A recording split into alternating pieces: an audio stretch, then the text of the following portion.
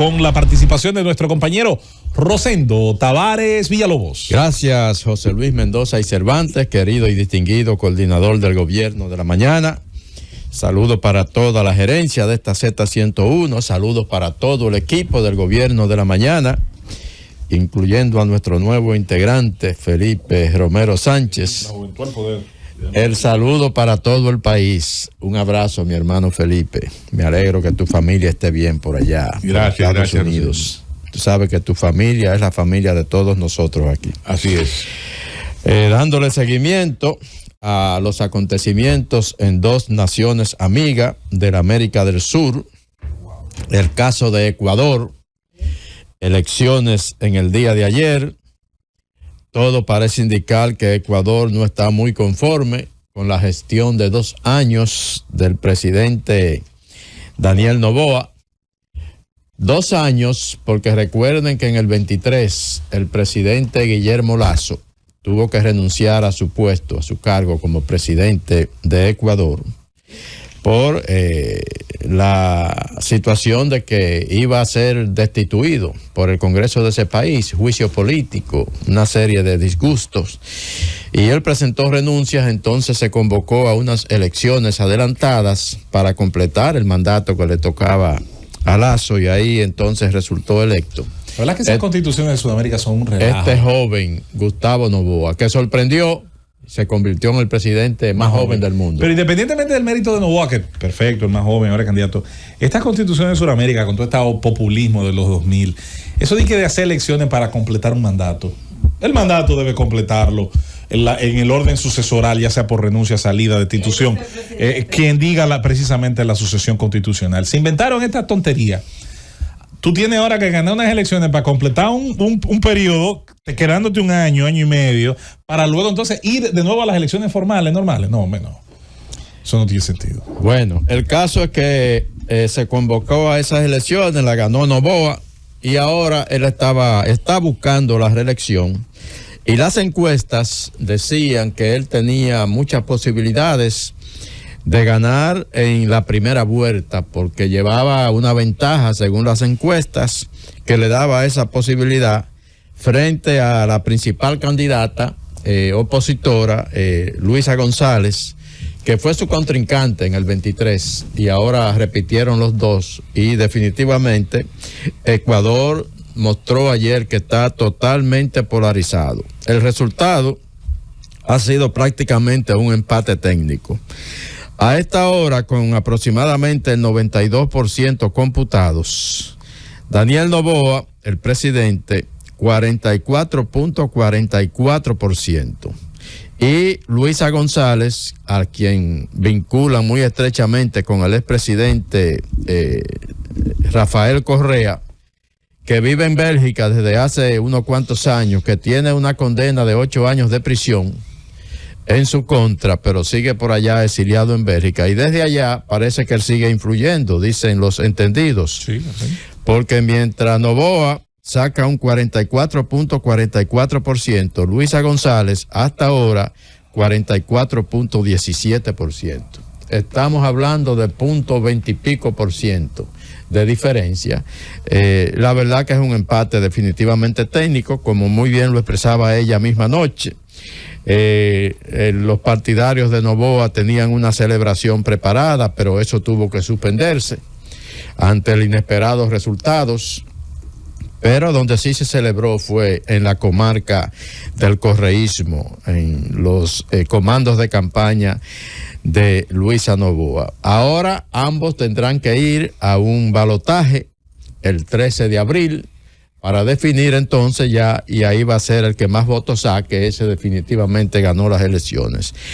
Pero por este resultado en la primera vuelta, donde definitivamente, como lo decíamos, el empate es técnico, prácticamente ninguna diferencia, todo parece indicar que la segunda vuelta no se vislumbra favorable a ninguno de los dos, aunque con el empuje que mostró Luisa Noboa, como que hay mucho entusiasmo ahora. Tiene momentum. En el sector de ella, está en su momentum. Mira, el conteo comenzó con Noboa por encima del 50%, sí, y ella en un 30 y algo, pero fue remontando, y a esta hora el resultado que estamos diciendo, ese es el que hay allá en el Ecuador. E inmediatamente anoche, ella apeló a la unidad de la oposición para la segunda vuelta, y se espera que hubo un tercer candidato, Leonidas Iza, del partido Pachucutic, que es un partido indigenista, como un 5, ¿sabes? Se alzó con casi un 6%, un 5.16% hasta este momento. Y ahí pudo haber la diferencia probablemente para que se definiera la situación. Participaron otros 13 candidatos, pero entre todos no llegaron, yo creo que ni al 2%. Que en definitiva la elección se concentró entre Daniel Noboa y Luisa González. Ahora hay que esperar al 13 de abril, pero todo apunta a que el Ecuador parece ser que no está tan animado en revalidar el gobierno de Daniel Noboa. Unas elecciones que se celebraron en medio de un ambiente de crispación, de mucha tensión, de mucho miedo. Ecuador está básicamente en medio de un baño de sangre, con el crimen organizado, pues haciendo de las suyas en ese país, incontrolable, y eso probablemente ha sido uno de los factores por la imposibilidad de controlar esa situación que afectó las posibilidades de Daniel Noboa. Vamos a esperar el 13 de abril en Ecuador, pero definitivamente, aunque todavía falta un 8%, algo así por computar, todo parece indicar que no habrá definitivamente definición en primera vuelta en esa hermana nación de la América del Sur. De ahí pasamos a Colombia, que es otra nación a la que le hemos estado dando seguimiento en las últimas horas, porque la crisis política, ahí se me fue una S de más. Bien, la crisis política en Colombia sigue ahondándose, porque el presidente Gustavo Petro ha decidido no dar su brazo a torcer, ha decidido mantener como jefe de su despacho al señor Armando Benedetti, que es ampliamente rechazado dentro de su gabinete, comenzando por la vicepresidenta Francia Márquez, que prácticamente le dio un ultimátum a Petro en cuanto a la imposibilidad de que ese señor fuera parte del gabinete por todos los cuestionamientos que pesan en su contra. Pero Petro ha decidido mantener a esa persona en su puesto, y en la medida en que van pasando las horas, el disgusto se va acentuando y más ministros continúan renunciando. El último que se está dando a conocer esta mañana, Andrés Camacho, el ministro de Energía y Minas, se convirtió en el último funcionario en dejar el gabinete.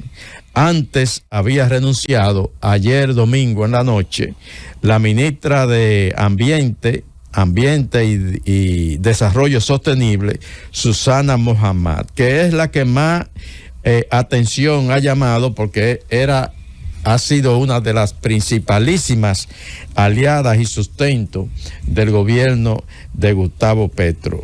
Los ministros que están renunciando corresponden en su mayoría a fuerzas izquierdistas que habían sido o han sido parte de esa coalición que logró integrar Gustavo Petro para ganar la presidencia de ese país. Y entonces estas fuerzas izquierdistas se están retirando del gabinete, y la verdad es que han colocado a Gustavo Petro en una situación en la que ayer llamó él, porque Susana Mohamed, cuando anunció su disposición de renunciar, anunció también que muchos otros ministros estaban en la vía de asumir la misma posición que ella. Esa fue la que en medio del Consejo de Ministros, el polémico Consejo de Ministros que convocó Gustavo Petro y que decidió televisarlo al país, y allí se armó un rebú del caray, que que provocó prácticamente una rebelión, esa fue la que dijo: mire, señor presidente, yo como mujer y como feminista no me puedo sentar en esta mesa a compartir con un señor como ese que usted tiene ahí, el señor Armando Benedetti. Yo no estoy presentándole mi renuncia, pero pongo mi cargo a su disposición. Él no la canceló, y entonces ellas anoche, como él persiste en mantener a la cuestionada figura como jefe de su gabinete, entonces anoche ella anunció que definitivamente renuncia de su puesto, y han colocado a Petro en una muy difícil situación cuando todavía le faltan unos 18 meses para cumplir su gestión gubernamental. Él anoche, como decíamos, pidió la renuncia de todos los ministros, ministras, direcciones generales y todos los funcionarios de alto nivel, porque él dice que necesita ahora recomponer el cuadro para poder cumplir con el mandato que le dio el pueblo, el programa del pueblo, dice él. Pero muchos de sus funcionarios han entendido que ese programa no es posible cumplirlo cuando él está integrando a su gabinete a personas tan cuestionables como el señor Armando Benedetti, que está en la palestra ahora, pero que lo había estado también hace unos meses, cuando Gustavo Petro quiso también asignarle funciones especiales en su gobierno. La verdad que está en serias dificultades Gustavo Petro. Yo no sé cómo él va a poder, porque independientemente del disgusto en su gabinete, hay también un gran disgusto en la población colombiana. Sus niveles de aprobación han caído al nivel del 30%. Y la economía está muy mal. Y la economía, como dice José Luis, la economía colombiana está en una situación bastante difícil. Vamos a seguir ahí pendientes de lo que pase en Colombia. Creemos que no podría ocurrir allí un descalabro tal como que se intente de alguna manera defenestrar al gobierno de Petro, pero la verdad es que está en una situación bastante complicada. Todavía no hay ningún viso de que él pueda en algún momento tomar una decisión y convocar a unas elecciones adelantadas. En el mismo Congreso colombiano no se habla de tomar ninguna medida todavía que pueda ponerle fin al gobierno, pero Colombia está en una situación a la que hay que darle seguimiento de manera permanente. Aquí en el país, el pasado sábado en la noche, fuimos sorprendidos los dominicanos con un anuncio bastante preocupante. Se había producido un maremoto en las inmediaciones de Honduras. Se produjo un terremoto. Un terremoto en el mar. Exacto. Un terremoto en el mar, exacto, que es un maremoto, básicamente. Cuando se produce un terremoto en el mar. Y el maremoto sería la consecuencia. El maremoto es la consecuencia, sí. Correcto, hay que informar correctamente, así es. Se produjo este temblor, 7.6 grados, según los especialistas. 7.6 grados, y entonces vino un alerta de tsunami inminente para Honduras, para las Islas Caimán, para Puerto Rico y para otras naciones de la zona del Caribe. Y ese anuncio alcanzó incluso a la República Dominicana. El sábado en la noche yo me encontraba en una actividad social, la boda de la hija de un tremendo amigo nuestro. Felicidades a Pedro, a María de los Ángeles, por la boda de su hija. Y la verdad es que estando en esa boda, Pedro Jiménez, quiero decir, estando en esa boda, recibimos a través de los aparatos celulares el aviso de ONAMED, de la Oficina Nacional de Meteorología, alertando a la población para que se resguardara en tierra segura. Los que viven en zonas contiguas o cercanas al mar, que buscaran lugar seguro, zonas altas, porque la ocurrencia de un tsunami, producto de lo que había ocurrido allá entre Honduras y las Islas Caimán, era inminente. Ahora, ese anuncio yo creo que debió estar acompañado de algún otro tipo de alerta, que no fuera necesariamente ese simple aviso a través de redes sociales y a través de estos mecanismos tecnológicos. La República Dominicana necesita de un sistema efectivo de alerta para una situación potencial que se pueda presentar, como la que pudo ocurrir el pasado sábado en la noche. Tengo entendido que agentes de la policía, que miembros del cuerpo de bomberos, estuvieron, por ejemplo, en las inmediaciones de la Avenida España, retirando a la gente que estaba ahí en la avenida, alertándolo para que se retiraran. No dio tiempo para mucho porque unos minutos después, más o menos como 12, 15, llegó la alerta que luego al recalcular el vector de donde ocurrió, bajaba la... Sí, la alerta fue suspendida minutos después, pero la verdad es que no hubo un efectivo mecanismo de aviso del peligro inminente para la población. Como nación, y don Juan siempre lo decía, nosotros vivíamos una arritmia. O sea, nosotros vivimos en costa, somos una isla, pero aquí no hay un sistema de alerta, pero ni siquiera de este tipo de sirena que se pueden dar en un momento determinado ante una eventualidad viviendo a la orilla de la costa. Hay un sistema de boyas ahora muy moderno que usan algunos países de pero alta mar. No, yo me refiero... No, me refiero a la parte de la variación de... Como una de las agencias retiró el aviso, la otra lo mantuvo, la hora en la que se pone el anuncio, después de 62 minutos de haberlo anunciado Puerto Rico, realmente eso dejó mucho que desear. La pena es que esas instituciones que tienen que ver con prevención, mitigación de desastres y respuesta no van a hacer un análisis del manejo que se le dio a eso, porque realmente hoy pudiéramos haber estado en graves situaciones. Sí. Puerto Rico emitió una alerta inmediata, pero no una alerta de mandar los mensajitos, un alerta de tsunami, que están preparados para eso. Sí.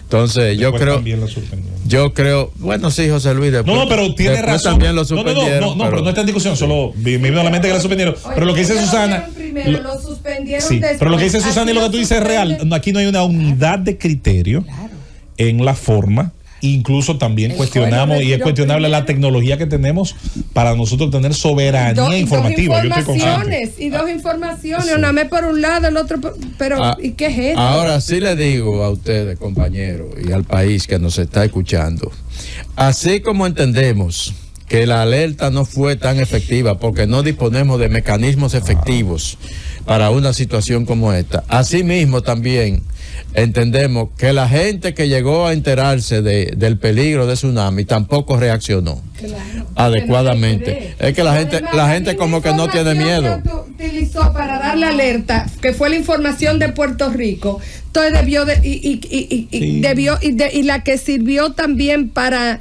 retirarla, debió entonces guiar el proceso y tener el mismo tiempo. Yo vi a mucha gente que recibió el anuncio. Ay, mira, están diciendo que va a haber un tsunami aquí, y seguimos ahí tranquilos, como que nada hubiera pasado.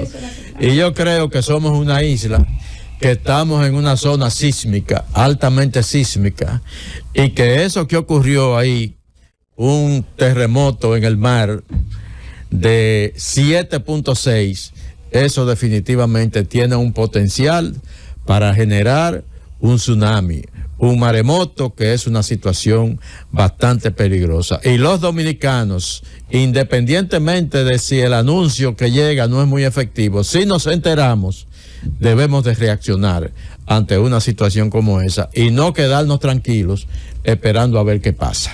Así es. Vámonos, llévatelo, Francis.